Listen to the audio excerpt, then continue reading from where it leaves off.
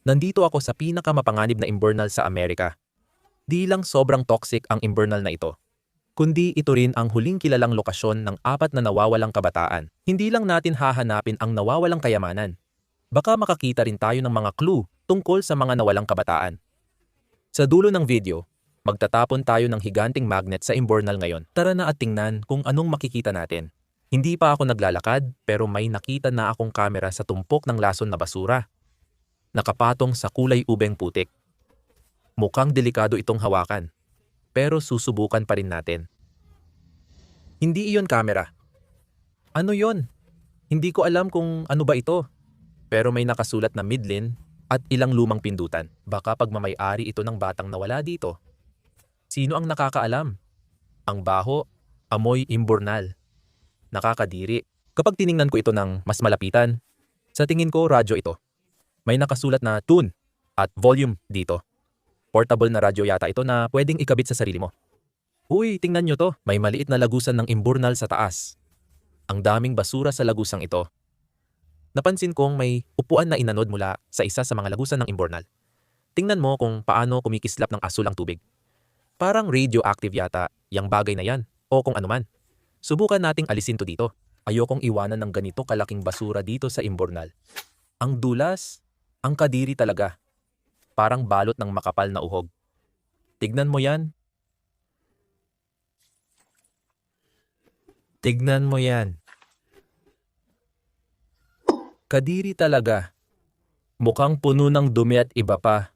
Pero tatanggalin ko pa rin ito sa imburnal para hindi lang ito nakatambak dito. Nadadagdagan pa ang polusyon na meron na. Tara na, sasama ka sa akin pare. Ganun nga. Minsan gusto ko na lang umupo at pag-isipan ang tungkol sa universo. Nakakadiri yan. Tara na Silya, may adventure tayong pupuntahan. Uy mga pare, mukhang may nauna na at nililinis ang imburnal dito pero ayokong sabihin. Sa tingin ko, hindi sapat ang vacuum para mabawasan ang kalat. Sa tingin mo ba gagana pa ang 20 taong gulang na vacuum sa imburnal? Mukhang may problema tayong nadaanan habang naglalakad tayo sa imburnal. Nadaanan natin ang malaking harang ng troso, basura, at matutulis na bakal. Mukhang kaya ko naman lampasan to. Pero kailangan ng oras at pag-iingat para di masaktan. Grabe pare. Nabibiyak na ang troso. Nasa gitna na tayo mga tol. At nakakatakot dito sa taas. Hindi ko itatanggi. Grabe, nabibiyak na to sa bigat ko. Pare, parang babagsak na talaga tong buong ito sa ilalim ko. Sige mga tol, mas madali pala to kaysa sa inakala ko. Mga tol, parang may nakita akong bisikleta. Grabe talaga yan. Oo, tama yon. Mukhang hindi ko makukuha yan. Pero baka pwede rin. Sobrang siksik doon at luma na talaga ang bisikleta. Sobrang kalawang na ng kadena, hindi na mapapandar yan. Pero kung hihilahin ko pa, baka makuha ko. Ay, nakuha ko na ang bisikleta. Halika na. Grabe na talaga ito. Wasak na ang bisikleta. 20 taon na rin itong nandito. Uy, maleta ba yan? Oo, maleta nga. Nasa malalang kondisyon na ang maleta at puro basura ang laman. Naunahan na ako sa kayamanan. Sayang. Punong-puno pa naman sana yung bag. Milyonaryo na ako, grabe. Uy, halika dito. May identification tag to. Kung titingnan mo sa loob, nakasulat dito ang pangalan ng may-ari nito. Ayun, ayan na. May pangalan sa tag. Di ko pwedeng ipakita sa YouTube. Pero may pangalan at numero ng telepono. Baka tawagan ko sila para sabihin, nahanap ko ang bag nila. Kaso wala nang laman. Malinaw na nakuha na lahat. Pero kung gusto pa rin nila ang bag nila, matutulungan ko sila.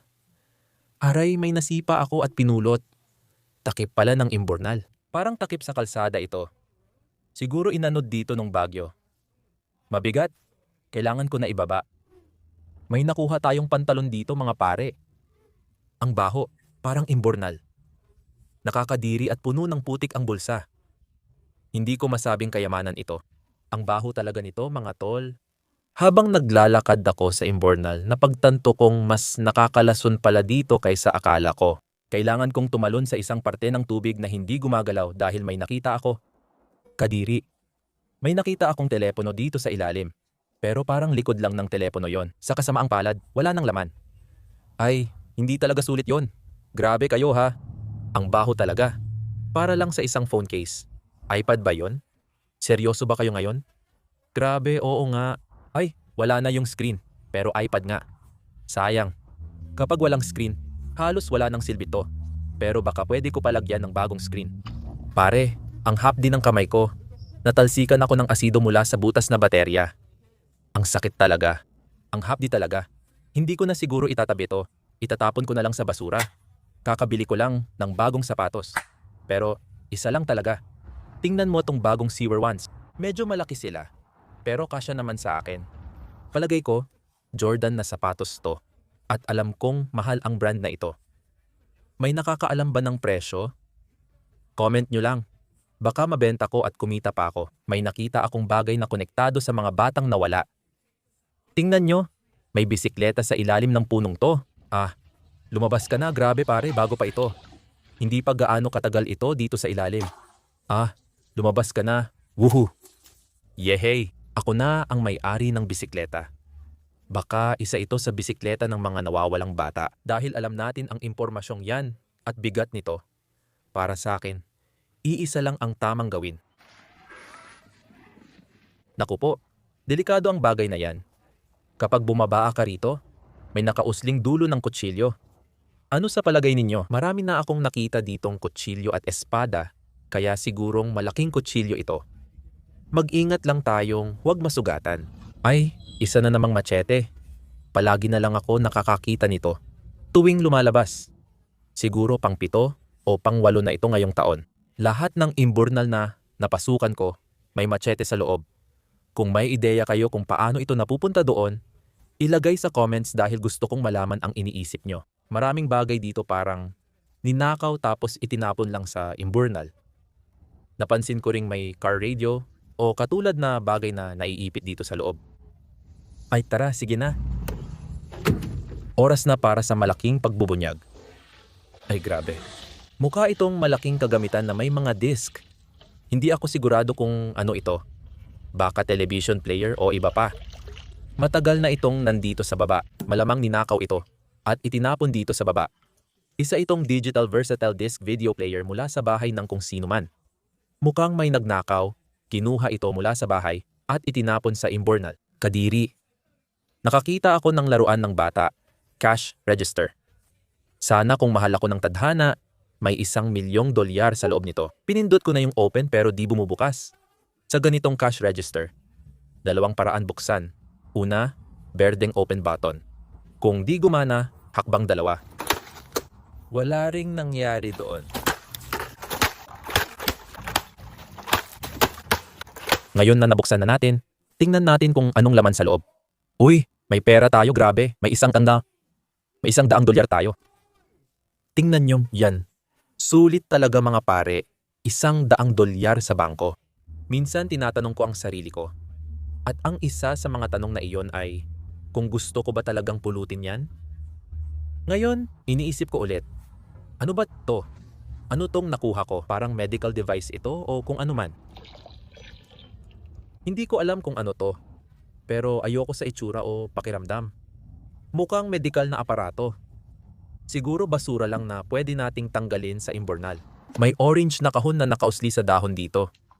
Hala grabe, isa pala itong Nerf gun. Uy, dati may ganito ako bro. Hindi ako makapaniwala. Gumagana pa rin siya. Isa to sa mga malalaking Nerf gun mula pa noong 2010. Gustong gusto ko to nung bata ako. Paano kaya nawala ng isang tao to? Dati, lampas $100 ang presyo ng ganito sa tindahan. Oh, iuwi ko to. Hindi natin alam kung saan napunta ang mga batang yon o ano talaga ang hinahanap natin. Umaalis lang tayo magmasid ka sa kahit anong bagay na di dapat nasa imburnal. Na di naman ganoon kalaking bagay. Kasi ang mga imburnal na ganito ay may iba't ibang bagay. Meron tayo. Ang baril na puno ng dumi. Isa na namang laruan ng isang bata. Isa itong flintlock na baril. Oh, gumagana pa. Di ko na magagamit to dahil di na ako 7. Pero astig siya. Nakuha ko to sa imburnal. Kung gusto nyo ng laruan na baril, comment lang. Marami akong nakuha ngayon. May napansin tayong kakaibang asul na plastic na sumisilip dito. Ay, naipit ito.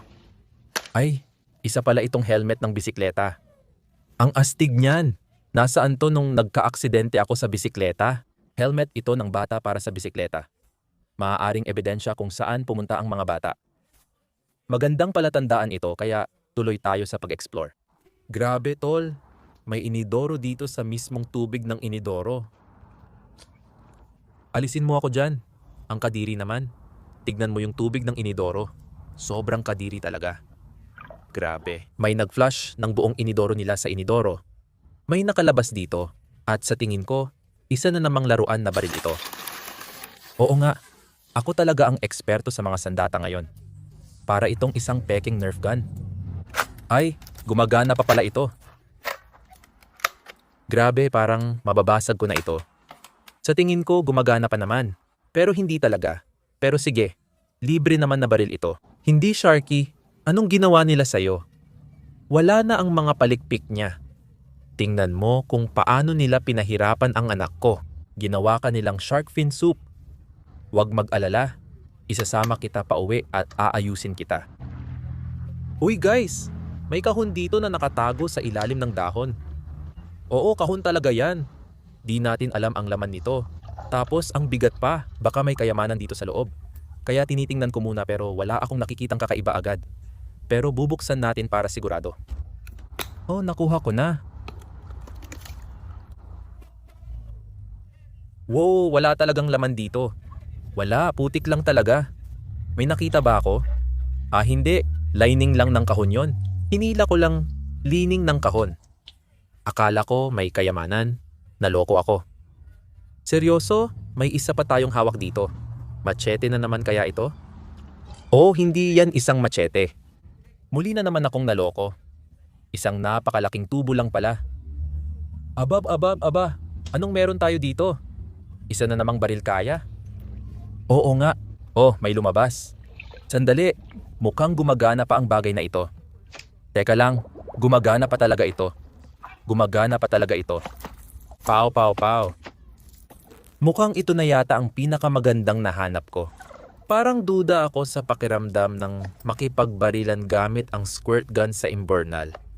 Pero sige, hindi naman ako para humusga. Kaya nagpasya akong madumihan ng kaunti at kapain itong parang random na maruming tumpok dito. At kinapa ko sa ilalim ng troso na ito. At sa tingin ko nakahawak ako ng bag. Nakita ko, parang may maliit na hawakan. Diyos ko, bag nga siya. Ang kadiri naman. Diyos ko, dapat nating ilabas ito at tingnan kung may laman. Kunan mo ng video, kunan mo ito. Binuksan ko lang ang bag at may alahas dito, basta nakakalat pa. Tara, ilagay natin ito sa pampang. Handa na ba tayong malaman kung yayaman tayo mula sa random na bag? Grabe bro, mukhang nagawa na natin. Parang totoo ngang kayamanan to. Wala na akong nakikitang iba sa bag. Wala nang lumalabas. May magagandang bagay dito. Parang may sirang kwintas o bracelet at maraming relo na pambabae. Parang may literal na nanakawan at lahat ng alahas nila kinuha. Sobrang hindi ka paniwala. Kung ikaw ang nanakawan at sayo ang mga gamit na to, sabihin mo lang at ipapadala ko. Grabe, may maleta ni Mickey Mouse sa Imburnal. May laman kaya? Wala akong makita. Suriin natin. Walang laman ang malaking bulsa. Niloko lang tayo pare. Baka gamit ito ng nawawalang bata o ang isang tagahanga ni Mickey Mouse ang nanakawan. Sino ba ang nakakaalam?